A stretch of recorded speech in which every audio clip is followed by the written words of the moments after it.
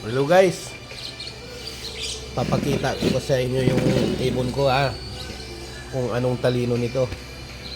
Kasi ito siya, umalis kahapon ng umaga, mga alas 8. Umuwi siya ngayon na lang. Umuwi siya kasi gutom na gutom. Ngayon, ang gagawin natin, papakawala natin siya sa labas. Papakita ko sa inyo guys kung anong talino talaga nito. Para masubukan ko yung talino nito. Makakauwi ulit. Kasi kahapon isipin mo, isang araw siya nawawala. Ngayon, ang gagawin natin, papakawala natin siya sa labas guys. Ito siya, busog na to. Ito. Busog na to, pinakain ko na siya. Papakawala natin siya dito sa labas para masubukan natin yung galing niya. Bibitawan ko siya kung marunong ba talaga siya umuwi, kasi kahapon pa to siya malis. Ngayon na lang siyang umaga umuwi. Bihira na ibon to. Ngayon masusubukan natin yung galing niya kung makakauwi siya ulit. Kasi nangyari na yan sa aking ibon ng isa. Aso lang na ano siya ng aso. Ngayon, papakita ko sa inyo guys. Papaliparin ko to.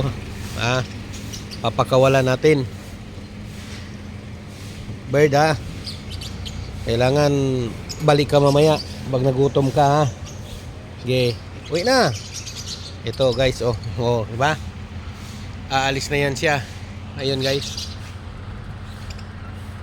Pusa lang kalaban yan. Papakawala natin yan. Bukas guys. Mamaya i-update natin. Ang hirap nito kasi. Hirap siya tawagin pag busog.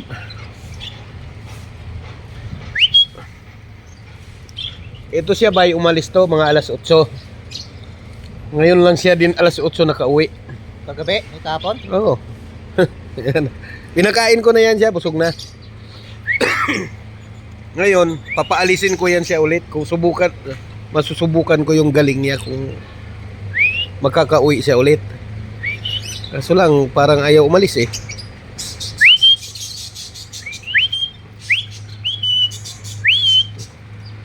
Yan, pag natsambahan siya ng pusa dyan. Ano pa naman ang bagal pa naman yan.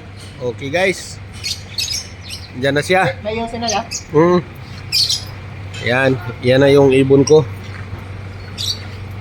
Yan.